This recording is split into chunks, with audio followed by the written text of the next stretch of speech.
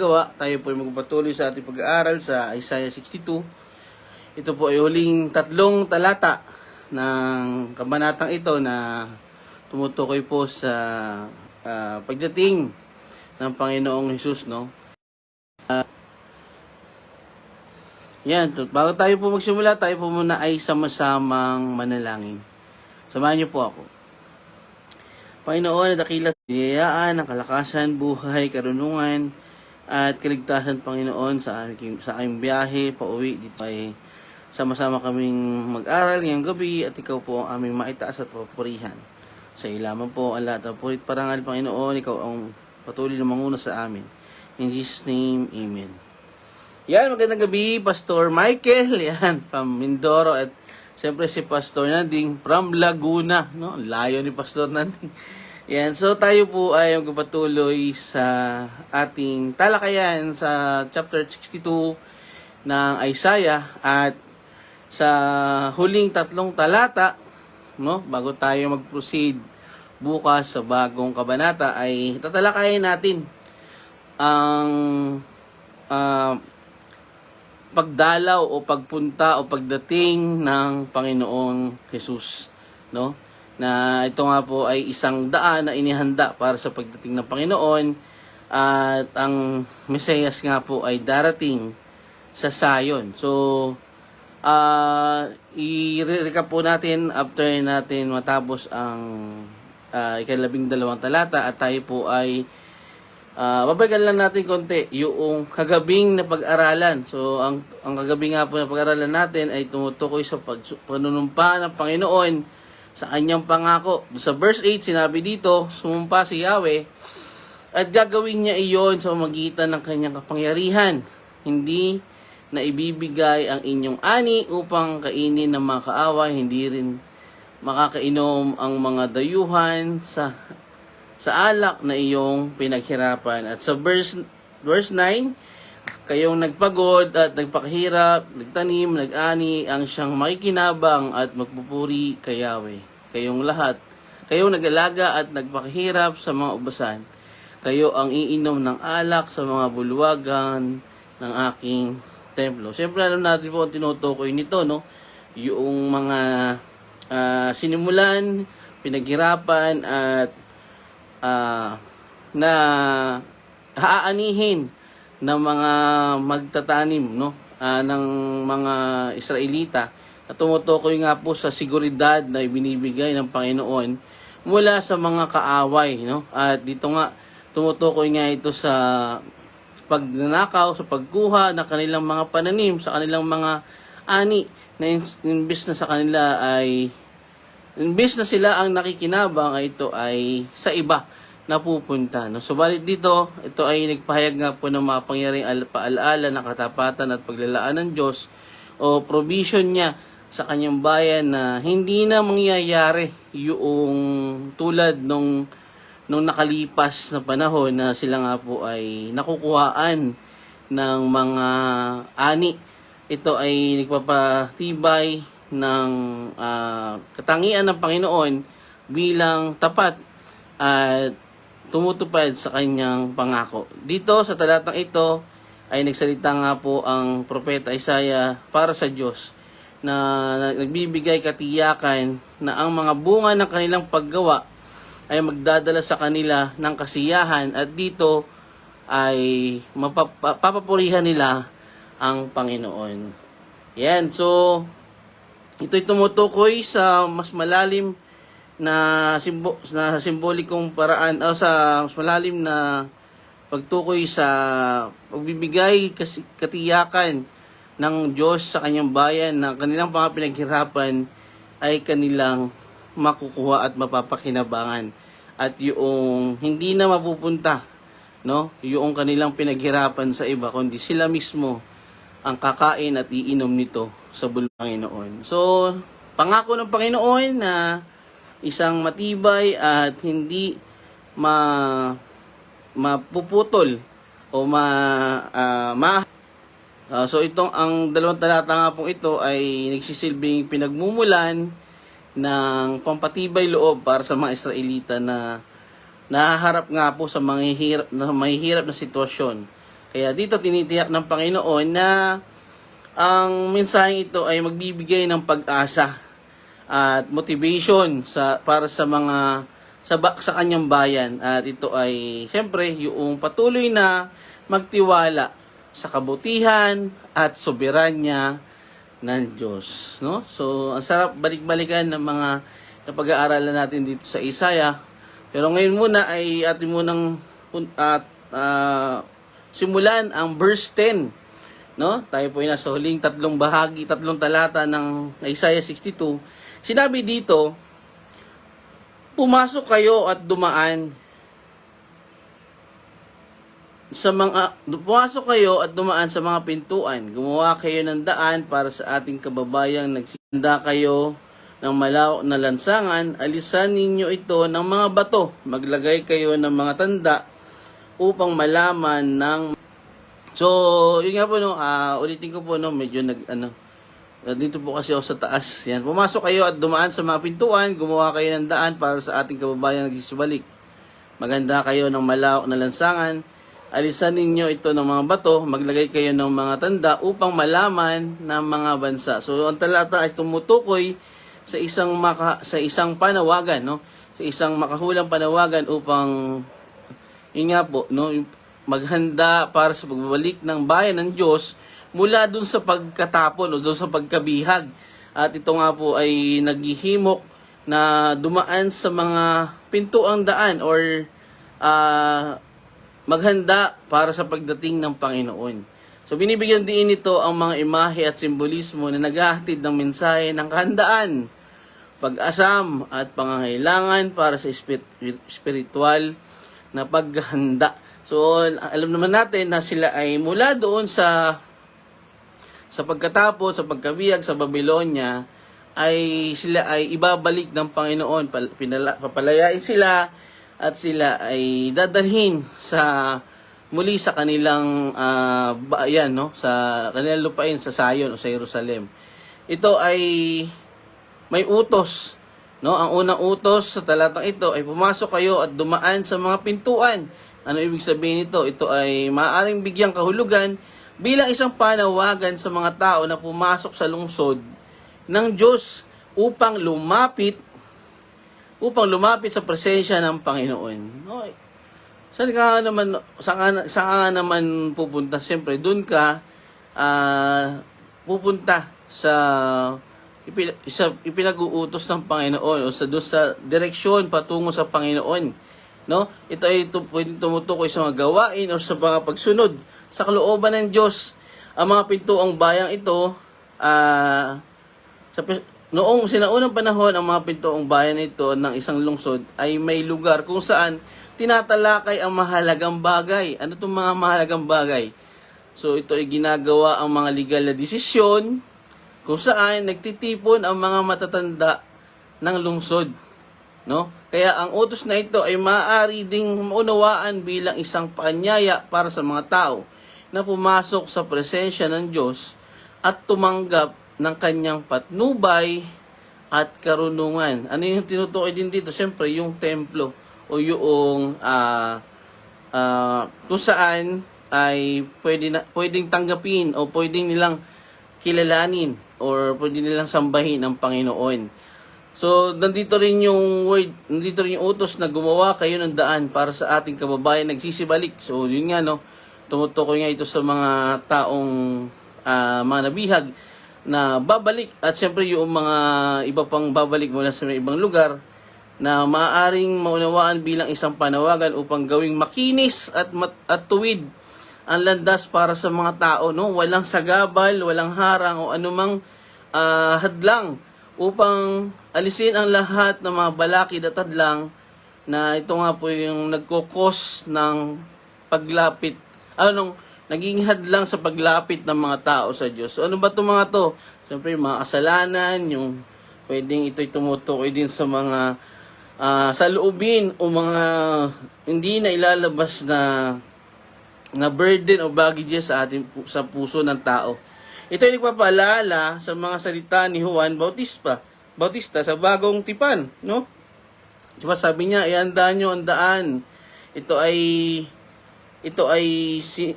ito'y sinabi rin, siyempre sa aklat ng Propeta Isaiah, nang sabihin niya, ihanda ninyo ang daan ng Panginoon, tuwirin ninyo ang kanyang mga landas. Mateo 3:3. No? Iniuugnay nito ang propesiya ni Isaiah sa pagdating ng Panginoong Hesus, na siyang ganap na katuparan ng mga propesiya sa aklat ng Isaiah. No? Alam naman natin, ito ay readiness or preparation sa pagdating ng Panginoon, yung ating mga puso, no? Itong ating mga pamumuhay na naayon sa kalooban ng Diyos. So, ang isa pang susunod na utos ay ihanda ang lansangan. Ito ay maaaring maunawaan bilang isang pangaral na gumawa ng daan para sa mga tao na lalakaran, upang gumawa ng daan para sa kanila na lumapit sa Diyos. Ano ba yung mga pwedeng lakaran o pwedeng daan na gagawin upang tayo makalapit sa Diyos? Siyempre, yung pagsuko, no? Yung pagsisisi, yung ating buong pusong pagpapasakop at pagsuko sa Panginoon. Yan, so ito ay sumasalamin sa salita ni Isaiah, kung saan binanggit niya ang isang lansangang tinatawag na daan ng kabanalan na iahanda para sa mga tinubos. Ito po yung napag-aralan natin sa Isaiah chapter 35 verse 8. So dito ay ang utos na ito ay kinakailangan na gawing maayos at madaling marating ang paglalakbay ng mga tao pauwi, pabalik sa papunta sa daanan, papunta sa Panginoon, no? Mula nga po ito sa kanilang paglalakbay na sila ay nakabalik. So dito makikita rin natin na ito ay hindi lang tumutukoy sa pagsasaayos ng daan, kundi pagsasaayos ng puso o ng tao, no? Makikita natin sa sitwasyon na to, parang, di ba, bago ang makalapit sa Panginoon, tayo ay totoong lumalapit o humihingi o nagpapasakop o sumusuko sa Kanya. So, ang susunod na utos ay tipunin ninyo ang mga bato. Tipunin ang mga bato. Ito ay maaaring ituring na isang panawagan upang alisin ang mga lahat ng mga hadlang. Yan, mga baggages or something na hindrance sa English, no?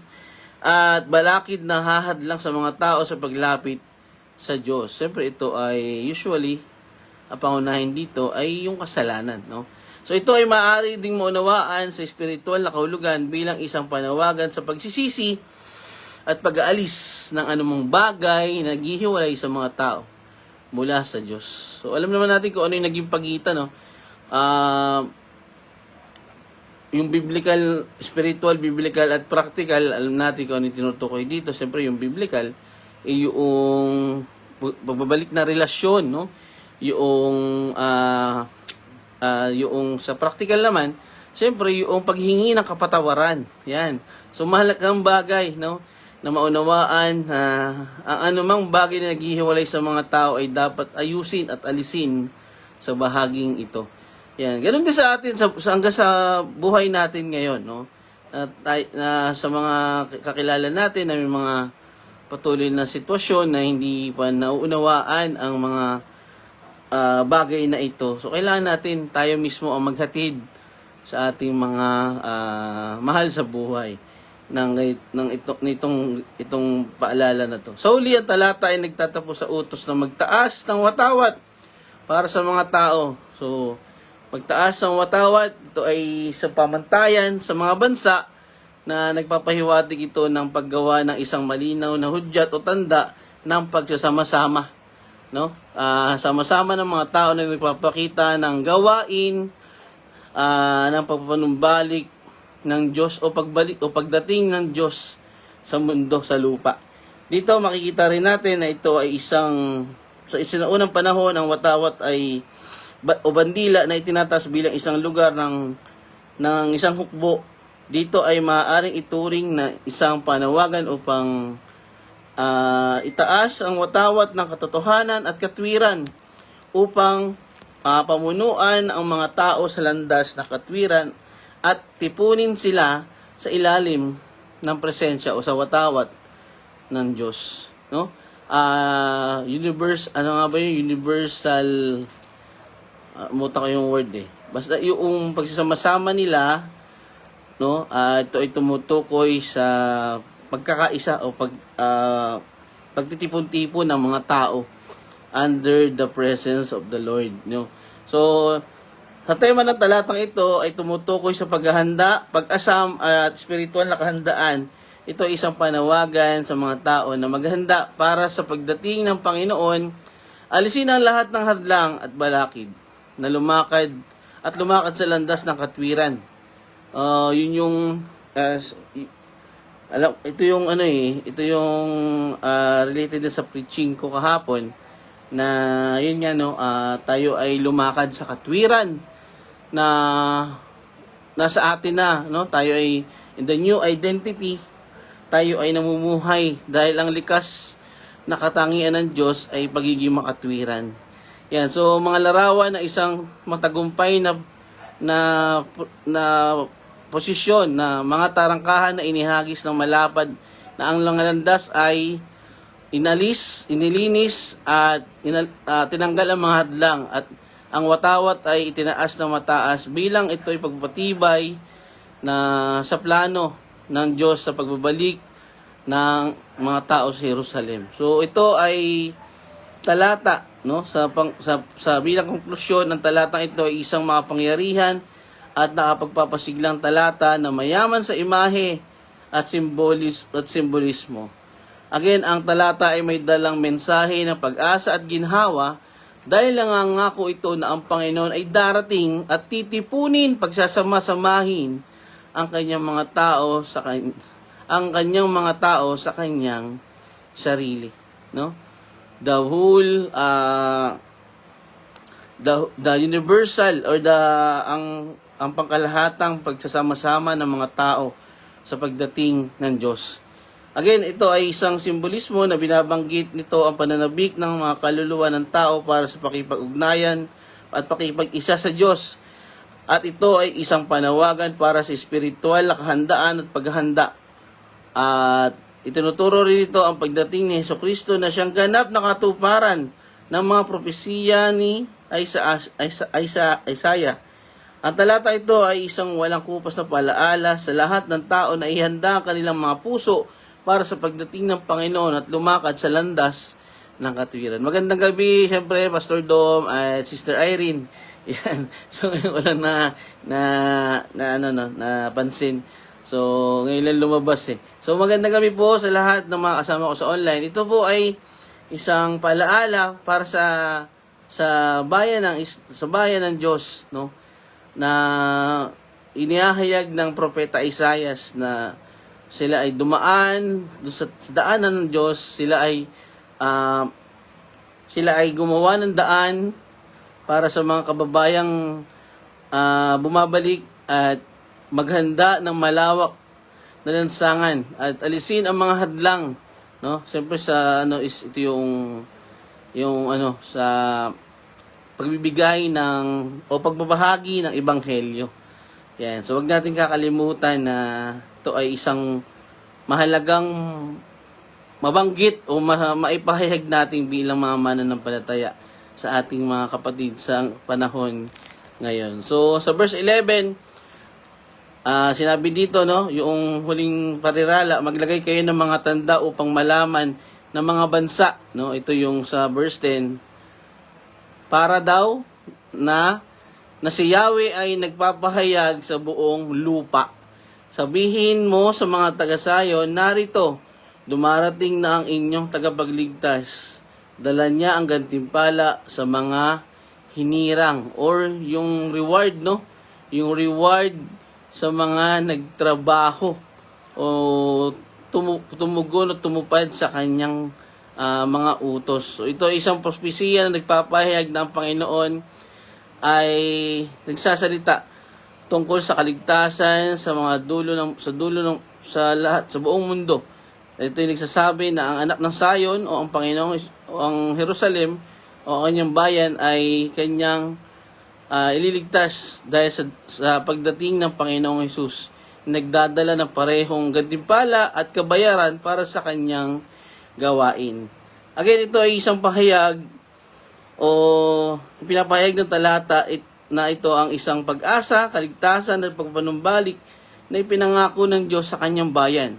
Nag-aalok ito ng mensahe ng ginhawa, katiyakan at sukdulang pagtubos at tumutukoy sa walang kupas at pangkalahatang katangian ng mga layuning pagtubos ng Diyos. So kung babalikan natin yung later on babalikan natin yung verse 1 hanggang verse 9 na tumutukoy nga po dun sa gagawing plano ng Panginoon sa kanyang bayan.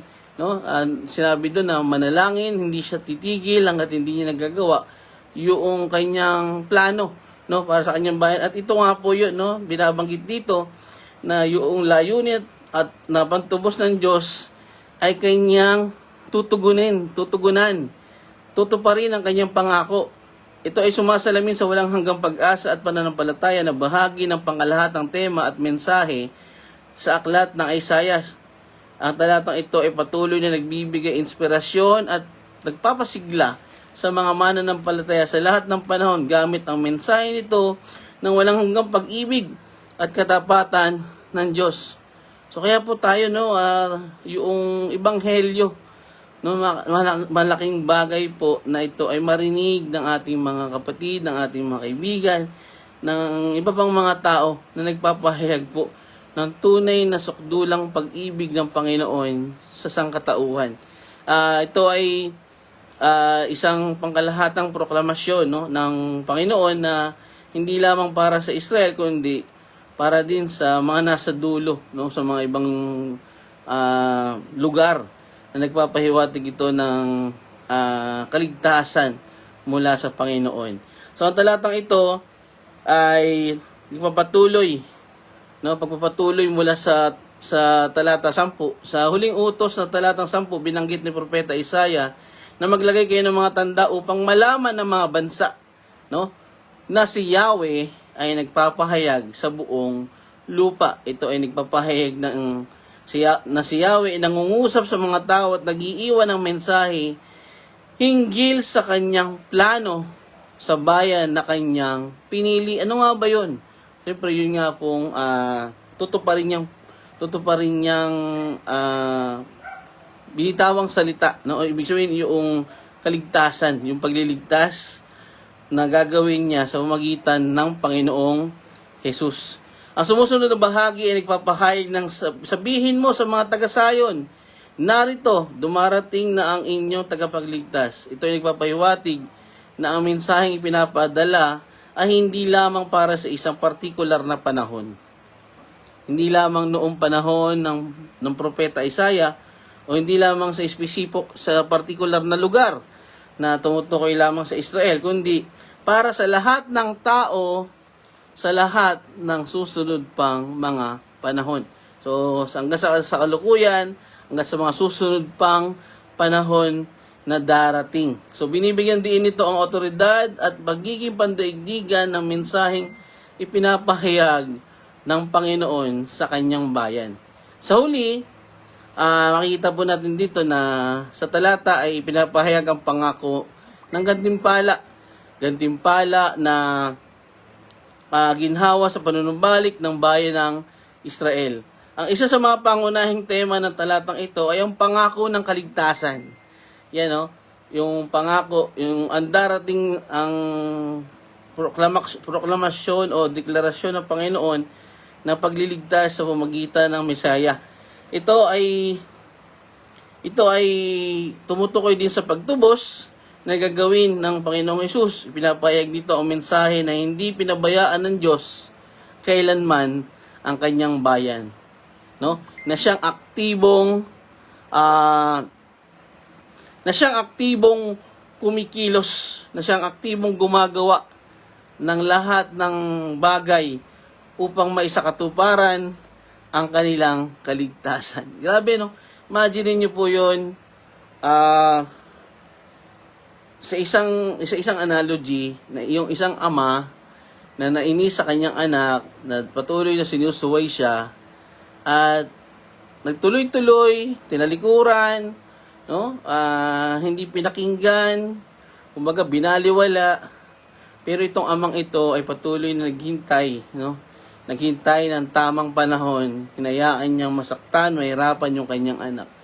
At ito ay muling kanyang aayusin. At sa pamagitan nito ay magbibigay siya ng isang solusyon upang makapanumbalik ulit itong anak niya sa kanya. Grabe po ito yung masasabi natin, walang words para dito sa Panginoon, no? Sa kay Yahweh. At ito ay talagang tayo mismo, no, bilang mga mananampalataya, nakikita natin kung gaano kamahalan ng Diyos ang kanyang nilikha, especially ang tao, ang kanyang bayan, at siyempre ang lahat ng mga sumusunod at nananampalataya sa kanya. Ang temang ito ay ng pag-asa at pagpanumbalik ay isang paulit-ulit na motibo o paulit-ulit na tema, paulit-ulit na mensahe, paulit-ulit na pag-uusapan na pag-aaralan sa aklat ng Isaiah. Kaya nga, ito yung matinding diin, no? Matinding diin ng Panginoon sa aklat ng Isaiah na unti-unti natin na dapat natin naiintindihan na unawaan. Habang hinahangad ng propeta na muling magbigay katiyakan sa bayan ng Israel at itanim sa kanila ang isang pakiramdam ng pananampalataya at pagtitiwala sa mga pangako ng Panginoon. Bakit? Kasi nandun nga po yung pangako ng Panginoon na kaligtasan, na dito makikita na walang ibang paraan, no? Walang ibang paraan kundi ang pagdating ng Messiah, at siya ang tutugon, siya yung kasagutan or magiging kabayaran sa kasalanan ng tao. Yan, so ito ay nagdadala ng kaligtasan mula sa Diyos. Naglalaman din ng talata ng mga elemento ng eskatolohiya or eschatology o ang pag-aaral sa mga huling panahon, ang patukoy sa katapusan ng mundo at ang pagpapahayag na ginawa sa lahat ng tao ay nagmumungkahi na ang mensaheng ito ay hindi limitado. No? Ibig sabihin, hindi lang po tumutukoy sa isang partikular na makasaysayang panahon, which is ito nga po, no, sa aklat ng Isaiah, o yung pagbabalik ng mga tao sa lupain ng Jerusalem, no, kundi katuparan ng plano ng Diyos para sa kanyang lahat na nilikha. Hindi po yan hindi lang siya para lang sa iilan lang, kundi para sa lahat ng kanyang nilikha. Ito ay tumutukoy sa pangkalahatang saklaw ng kaligtasan ng Diyos at sa kanyang mga layuning pantubos para sa buong sangkatauhan. Makikita natin na nandun yung reward ng gantimpala. So, ang tagapagligtas ay magdadala ng isang gantimpala, which is yung kaligtasan, pagpapalaya, at kagalakan. At syempre, yung kabayaran o yung gagawin, no, ng Panginoong Hesus na nagpapahiwatig na siya nga po ang magdadala ng kaligtasan sa tao. Yan. So, makikita rin natin na nandun po yung picture o paglalarawan ng isang malawak ngunit matalik na relasyon ng tao sa Diyos. Ng Diyos sa kanyang likha. Yan. So, dito makikita rin natin na tinuturo dito sa talatang ito ang pagdating ng tagapagligtas na magdadala ng gantimpala at handang tubusin ang tao, ang sangkatauhan sa kasalanan.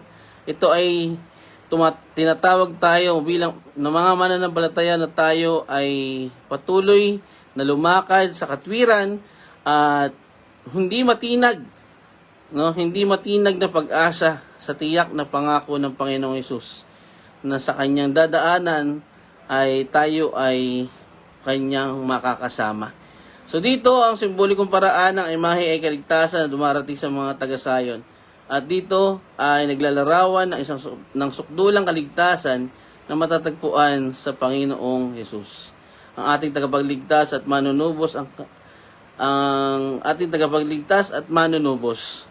Ang kanyang pagdating at gagawin ay katuparan po ng propesiya ng lumang tipan. Ang talatang ito ay nagbibigay diin bilang pagtuturo sa pagdating ng Panginoong Hesus sa kaligtasang kanyang dala. ito po yung reward, no? Ito po yung gantimpala sa mga taong patuloy na nagtiwala sa Kanya. At dito, para sa lahat ng tao, hindi lamang limitado sa bayan ng Israel, kundi sa buong sangkatauhan, no? Yan po ang ating patuloy na tandaan na pangako ng Diyos na kaligtasan ay sa pamamagitan ng kanyang anak na Panginoong Hesus. At alam naman natin, ito sa panahon natin ay nangyari na to, no? Pero dito sa part na to, siyempre ito po ay propesiya pa lamang sa panahon sa aklat ng Isaiah. So sa verse 12, sa huling talata, sila ay tatawagin ng mga tao na banal, na bayang banal, na tinubos ni Yahweh. Tatawagin silang lungsod na minamahal ng Diyos, lungsod na hindi pinabayaan ng Diyos. So, nandun naman, no, sinabi doon sa verse 4 na hindi ka na tatawagin pinabayaan o iniwang asawa, no? Natalakay din natin sa verse 9, verse 8, verse 9, no? Yung hindi na pababayaan, hindi na hahayaan na lamangan pa ng mga kaaway. Dito nakita natin, tatawagin silang lungsod, tatawagin silang minamahal ng Diyos, lungsod na hindi pinabayaan ng Diyos. So dito sa pangkalahatan ng talatang ito ay naghahayag ng malalim na deklarasyon ng katapatan at pagmamahal ng Diyos para sa kanyang piniling bayan. Again, tinutukoy nito ang mga tema ng pagtubos, pagpapanumbalik, at syempre yung banal na pabor, no, na ito ay naglalaman din ng mayamang simbolismo na nagpapahiwatig ng espesyal na katayuan at seguridad ng mga hinirang ng Diyos. Grabe, no? Espesyal na katayuan. May special spot, special estado, no? Security sa mga pinili ng Diyos. Siyempre, ang bayan ng Israel, no, ang tinutukoy natin dito. Pero yun nga, no, nabanggit din na hindi lang tumutukoy sa bayan ng Israel sa darating na panahon, kundi buong mundo, no? Patuloy na ipinapaalala ng talatang ito ang matibay na pangako ng Diyos sa kanyang bayan at hinihikayat na magtiwala sa kanyang mga pangako para sa kanilang buhay dito. So dito yung pangako ng Diyos na kanya tutuparin sa pamagitan ng Panginoong Hesus na darating at tutubos sa sangkatauhan, no? Again, ito ay isang propesiya na matutupad sa pamamagitan ng Panginoong Hesus sa bagong tipan. Nakukuha nito ang diwa ng banal na tipan na sa pagitan ng Diyos at ng kanyang piniling bayan. Ito ay nagsisilbing pinagmumula ng pag-asa at paghihikayat o pag-aalok para sa mga mananampalataya, no? Again, ito ay nangyari na sa panahon natin at patuloy natin tong ibinabahagi, no, sa pamamagitan ng ebanghelyo. So, siyempre, we are special, no? Special na mayroong spot, no? Parang kumbaga sa lahat ng nilikha, siyempre tayo yung pinaka-special. So, okay. So, pangako ito ay sumasako sa buhay ng mga Israelita sa panahong iyon na sa kanilang pagbabalik sa Jerusalem mula sa pagkabihag sa Babylonia at sa ating panahon sa buhay na walang hanggan para sa mga mananampalataya. Binibigyan din ito sa talatang ito ang mga pangyarihang pagpapahayag ng katapatan at pagmamahal ng Diyos. Grabe po, no? Paulit-ulit na binibigyan din ang maapangyarihang katapatan at pagmamahal ng Diyos para sa kanyang bayan. Nakukuha nito ang diwa na yun nga, no, sa pagitan ng Diyos. Ito ay patuloy na umiikot sa aklat ng Isaiah na ang pagmamahal at walang katapos ang katapatan ng Diyos ang ating dapat na nakikita aside sa bukod sa iba, no, na katangian niya. Ang tema ng pagtubos ay sentro ng talatang ito. Pagtubos, ibig sabihin redemption, no? Redeem. So binabanggit dito ang pangako ng Diyos na ibalik at tubusin ang kanyang bayan. Ang imahe ng pagiging tinatawag na ang banal na bayan, ang tinubos ng Panginoon, ay pumupukaw ng isang pakiramdam ng banal na pabor at proteksyon. Grabe, no? Special, no? Special treatment. Pero hindi, nakikita natin dito na yung pangako ng Panginoon, yung kanyang katapatan sa kanyang bayan, ay makikita natin na hindi siya kailanman nagbabago, no? Pinapahayag nito ang ideya na ang mga pag-aari ng Diyos ay itinalaga at pinararangalan at ang kanilang pagtubos ay isang testamento sa walang maliw na pag-ibig at katapatan ng Diyos. Wow! 'Di ba? Nakikita nyo, no? Ito po yung patuloy na pinagdidiinan dito, no? Kung gaano po yung kamahal o yung pagmamahal at katapatan ng Diyos sa kanyang bayan. At ganoon din sa atin, no? Sa ating mga nasa panahon ngayon na nangyari na po yung pagtubos, yung kabayaran ng kasalanan. At tayo ay tinubos na ng Panginoon, no? Mula sa ating kasalanan. Tayo ay meron ng pagkakataon na muling makalapit sa Panginoon sa ginawa ng Panginoong Hesus. So ito, ang temang ito ay paulit-ulit sa buong Biblia at higit na binibigyan diin sa mga propesiya ni Isaiah sa aklat na ito. Ang konteksto ng talatang ito ay ang pagpapanumbalik ng Israel. Siyempre, hindi lang po tumutukoy ito sa pagpapanumbalik sa bayan nila, kundi pagpapanumbalik siyempre sa Diyos. Yan, yung pa pinaka-importante sa lahat, no? Sa buong aklat na Isaiah ay pinapahayag ng propeta ang paghatol sa mga tao ng Israel dahil sa kanilang patuloy na pagsuway at kawalan ng katapatan kay Yahweh. Ngunit, inaalok din sa kanila ang pag-asa ng pagpapanumbalik at pagtubos. Makikita natin, no? Lagi nandun yung dulo ng pag-aalok ng pagpapanumbalik, yung restoration. So, ang Diyos pa rin po ang gumagawa ng paraan. Ang Diyos pa rin po ang bibigyan ng solusyon sa atin. So, binibigyan din ito ng propeta ang kalulatian ng Sayon sa hinaharap at ang pagbawalang sala ng bayan ng Diyos. Pinapahayag dito ang ganap na katuparan sa mga pangako ng Diyos sa kanyang bayan. Isang mayamang masasabi nating hindi mo ito yung pinaka-success ng isang tao.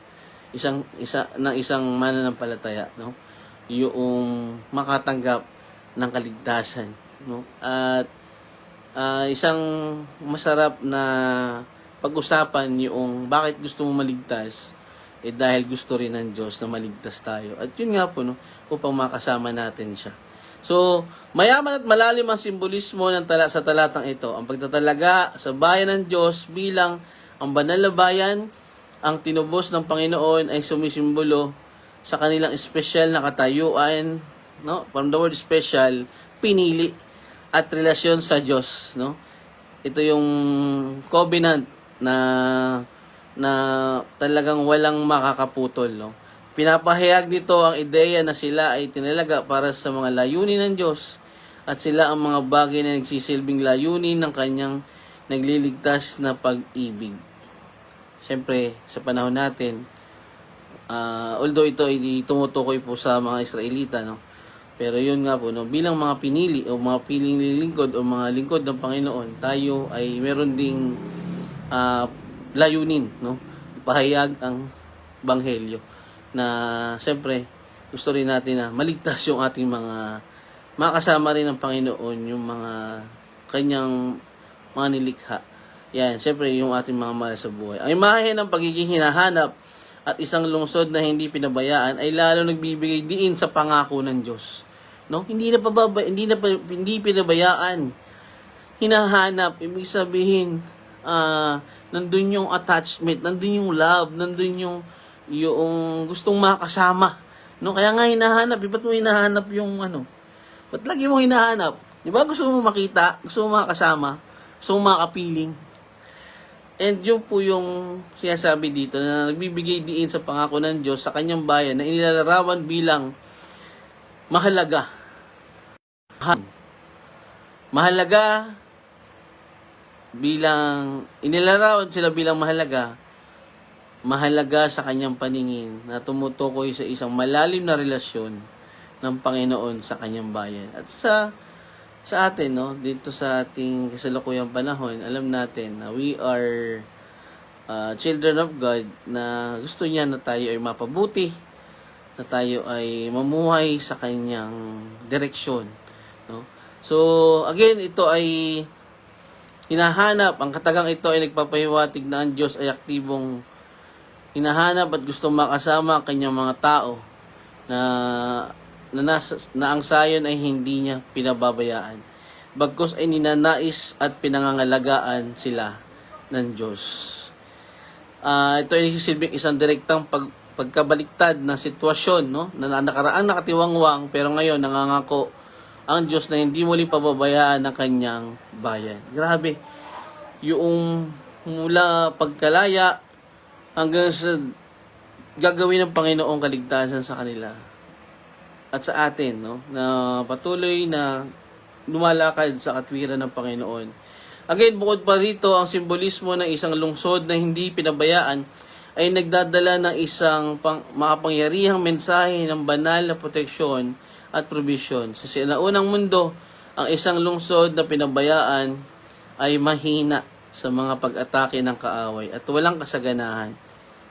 Pero dito sa kabaliktaran, ang isang lungsod na hinahanap at hindi pinabayaan ay ligtas at umuunlad.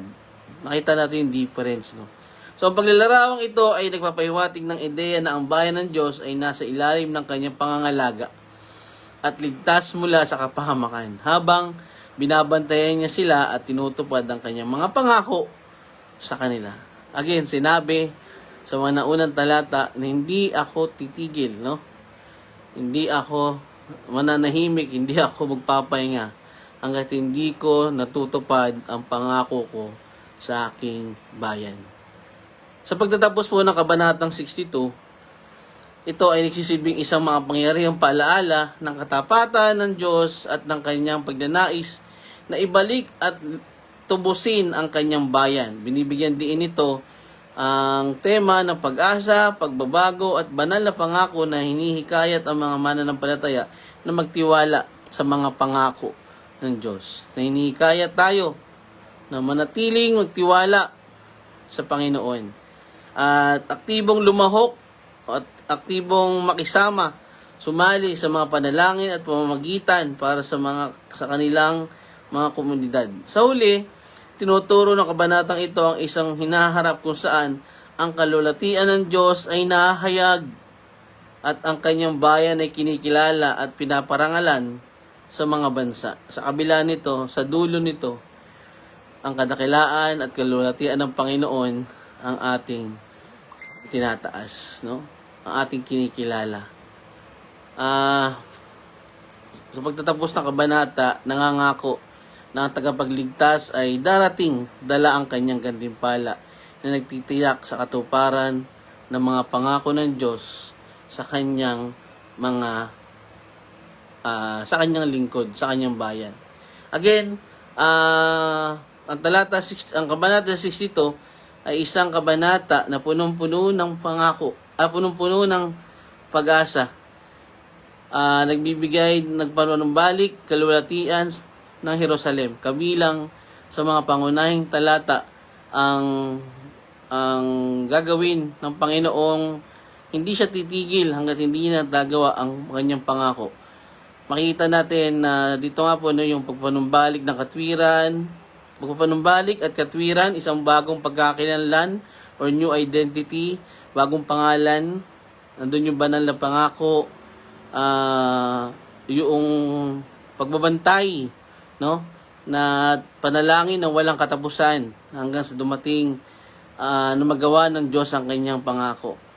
Dito makikita natin na ang bagong kagalakan ng Sayon, darating na katwiran at kalawatian ng Sayon, at makikita natin dito ang pinaka pangako ng Panginoon na pagmamahal tulad ng isang lalaking ikakasal sa kanyang nobya, no?